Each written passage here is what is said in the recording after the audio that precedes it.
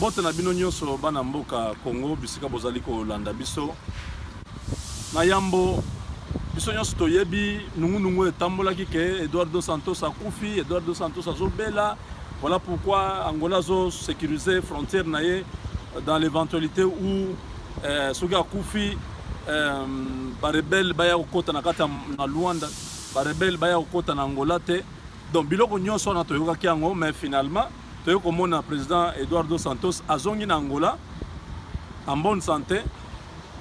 Baza ko préparer ba élection na bango d'ici septembre tokoye banani ako remplacer président Eduardo Santos na Angola. Mais situation sécuritaire, situation politique na kati ya Congo eza ko tungisa makasi ndeko na biso Eduardo Santos parce que ayebi conséquence ya chaos oyo ko s'installer na Congo et ko se généraliser na sous-région Mobimba. Voilà pourquoi États-Unis a tiaki Angola asala musala wana ya ko nettoyer na sous-région ko tia ordre na bamboka neti Congo, neti ba Rwanda, neti Uganda, neti ba Burundi wana ba Congo Brazzaville bango nyonso bako subir fimbo ya Angola. Eza tozo kendeza étape par étape. Première étape eza Congo, soki ba maîtriser Congo ba tie ordre bazongisi makambo nyonso na place président esikazui ba institution ya sika ekoti parce que ba institution nyonso se kufa cadavere tozalisuna ba institution na mboka te. Donc wana eza première étape soki makambo wana esalemi nde sikoyo akomona ndenge nini ya ko continuer na ba pays mususu.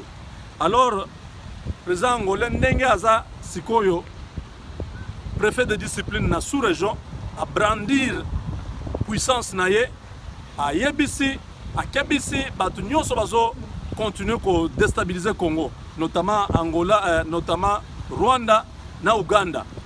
A kebisi bango alobi vous devez faire très attention parce que la situation est au Congo, c'est à cause de vous. Pour se tenir à l'écart, nous allons régler cette histoire ici à l'amiable. A Yebisi Kabila Lobby, Sala Nyonso au respecté accord le 31 décembre, au Zolbakina, Sukayambula Oyo, aux Alalisus Namboka Wanate comme président.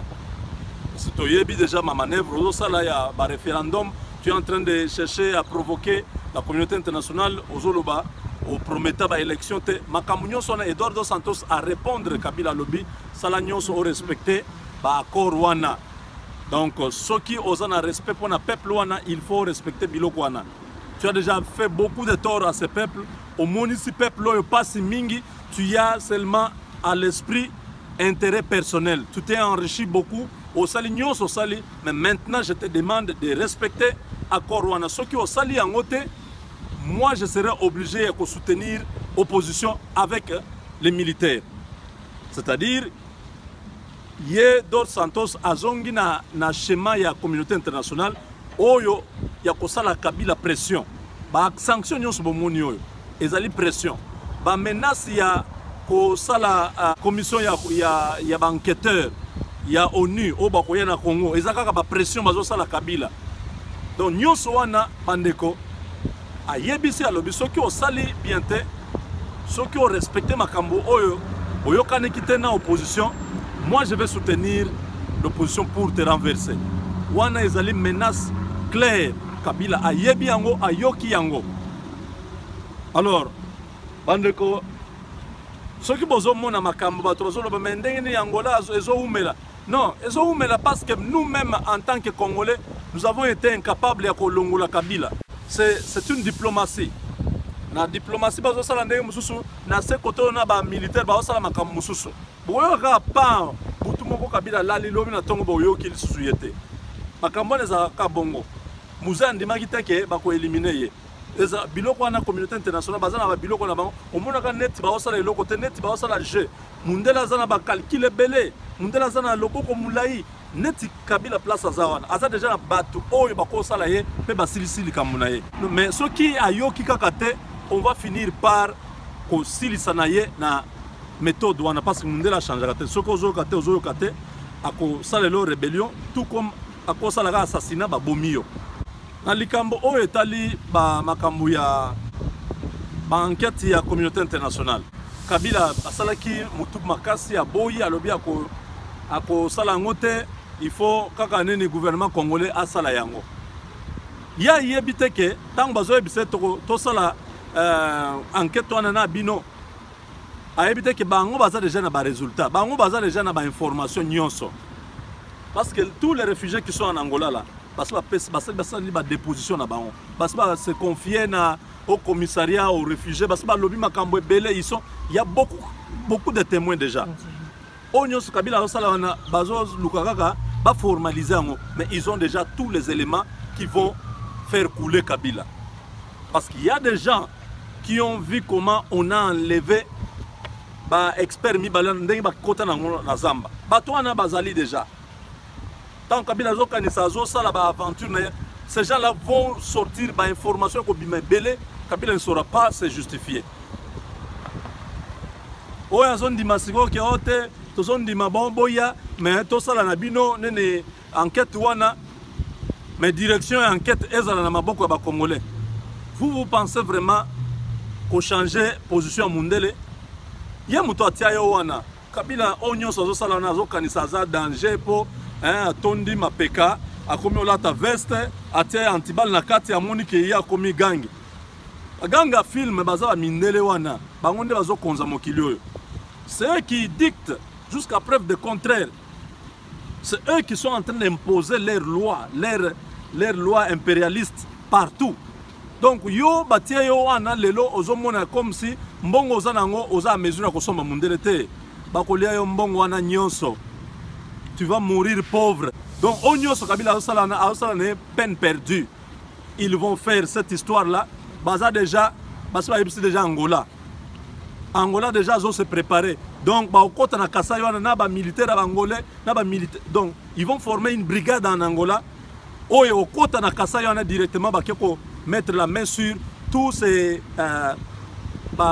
sites nyonso oyo ezali ya ba force commune ba koyeba yango po baza déjà na carte la cartographie ya ba site nyonso oyo ba force commune salamaki wana baza nango onyo stozoyoka ke Kalev a tindi bato na Kasai ba déterrer bato nyonso bakundaki wana bakendo tia bango esika mususu la communauté internationale est au courant bazana bato na bango na terrain o bazo pesa bango ba information nyonso na vous serez surpris à comprendre que ces gens là quand l'enquête va commencer ils vont aller à des endroits où même les Congolais ne pensent pas que bato bakundami ils ont déjà sur terrain au bomona au Médecins sans frontières au Croix-Rouge ces gens là travaillent pour la communauté internationale donc Kabila préparait déjà Mbangu pour Tanayo et Cécilie, Mikolonoé et Cécilie, aux a déjà produit déjà périmé depuis le 19 décembre. Aux a sous président Mboka Wanate. Nous sommes au Wana et Zamangungu. Le jour où Komona, aux Obimana salon au Boé. Garde du corps na na couloir azate. Au Komana salon au moni vide, il n'y a personne. Au Yeli Banda au Tali, garde non so bazate. Sans ce moment là, on comprendre qu'on a la sécurité. Parce qu'on va enlever tous ces gens là, au monde autant un film te. Dengni bakena ko enlever le président. On va ko sala loko ndenge wana. Bako beta ka rocket na nini na yo na avion na wana. Bako sala mbiskar ka na Kinshasa. Donc mundele ko sala na ye blague te. Tu as tout le temps de pouvoir arranger les choses et partir. Ce ko lingi makambo te na mundele. Troisièmement bandeko ezali makambo oyo tozoyo ka lisusu ya Félix Tshisekedi. Ndeko na biso Félix oyebi déjà que makambo nyonso bosali e solde kaka na échec mbongo bozwi ya Kabila bosali ba makambo nyonso po bopesa glissement makambo nyonso e finir par koyebana bokenda ba Ibiza bokeba Venise boke Monaco biloko nyonso bosala wana bokanisa ke koyebana te na chiluba balobi nsoyaka ya butuku baka imanya nswa e pumboka na butu eyebaki te ke bato bakoyeba tant que bandi opumba bato pe baye kokanga yango bale yango pe donc tant que bozo sala biloko na bino na secret ça va finir par être connu mais j'ai appris que Kabila tindelaki o bato mais yo yebisi bango lobite wana makambo etalinga te bokena Senko. Félix ne joue pas ce double jeu. Ça ne sert à rien d'envoyer ces gens-là à la Senko. Vous n'avez pas vous n'avez rien à discuter avec Kabila. Il vous a déjà dit clairement qu'il n'y a pas d'élection. Donc il n'y a plus de négociation avec lui. Ton père est déjà mort. Regarde, Kabila refuse même qu'il rentre au Congo. Tu ne peux même pas chercher à laver l'image que les Congolais ont de vous, du rassemblement, de l'opposition, de l'IDPS. Ne cherchez pas à continuer à faire ces histoires-là. Ce jeu-là, c'est un mauvais jeu. Si Kabila vous envoie des gens pour dire voilà, nous voulons encore former un nouveau gouvernement au mois de septembre, c'est pour vous humilier. N'accepte même pas de discuter avec ces gens-là. Ne cherche même pas à leur dire non, allez à la Senko. Dites-leur, je ne suis plus dans cette histoire. Kabila doit quitter le pouvoir. Si à la fin de cette année, il n'organise pas les élections, qu'il quitte le pouvoir. Sinon, nous allons faire sortir le peuple. Et quand tu dis que tu vas faire sortir le peuple, prépare le peuple. Tu as un parti qui est plus implanté à Kinshasa, cherche à organiser tes cellules, tes sections-là, pour que le soulèvement puisse avoir lieu et que le soulèvement puisse réussir. Si tu n'es pas en mesure de le faire, alors tu rentres en exil parce que rester à Kinshasa si tu n'as pas de solution pour libérer le peuple, ça ne sert à rien de rester là-bas. Mais va en Angola, mettez-vous ensemble avec le syndicat, avec les autres. Trouvez une solution militaire là-bas. Chassez ce type. C'est constitutionnel. Faire échec à ces messieurs-là qui s'imposent au pouvoir. C'est l'article 64. Allez en Angola, prenez les armes. Chassez ces messieurs. Voilà ce que nous avons comme conseil à vous donner. Enfin, nous voulons parler des syndicats. Nous avons vu aujourd'hui sa tante paternelle qui habite ici les États-Unis. Elle a parlé pour dire aux Congolais que le syndicat c'est votre frère. N'écoutez pas tous ces discours que les gens de la Pareco, tous ces gens de Ngwanda sont en train de vulgariser sur le net. Parce qu'il s'agit d'eux. C'est eux qui ont commencé cette histoire-là. Oh, syndicat, ce n'est pas un Congolais. Vous êtes en train de soutenir un étranger. Syndicat, là où vous nous suivez, je veux que vous puissiez écouter ces messages. Nous, Congolais de la diaspora, nous sommes prêts à travailler avec vous. Vous êtes un opérateur économique. Vous êtes un fils du Congo. Vous pouvez apporter un plus dans ce Congo qui est moribond. Derrière vous, vous avez tout un réseau. Des hommes d'affaires, des businessmen, des investisseurs. Tous ces gens-là peuvent être utiles pour le Congo de demain. Nous avons besoin de vous. Si vous avez des ambitions politiques, manifestez-le. Nous avons vu beaucoup de gens qui sont en train de diriger Lula, qui a dirigé le Brésil, qui n'avait pas une grande expérience politique, mais il a aujourd'hui amené le Brésil à un niveau de développement incroyable. Donc vous aujourd'hui aussi vous pouvez aider le Congo.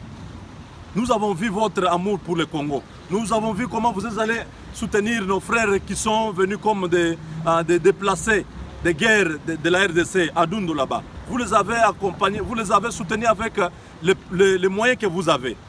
Nous voulons que vous puissiez vous prononcer. Nous avons besoin de vous dans notre pays. Nous avons besoin d'un sang nouveau. Nous avons besoin de gens comme vous. Venez, nous allons travailler ensemble. Ça, c'est le message qu'on avait pour ce soir. Nous restons tous debout. La patrie ou la mort, nous vaincrons.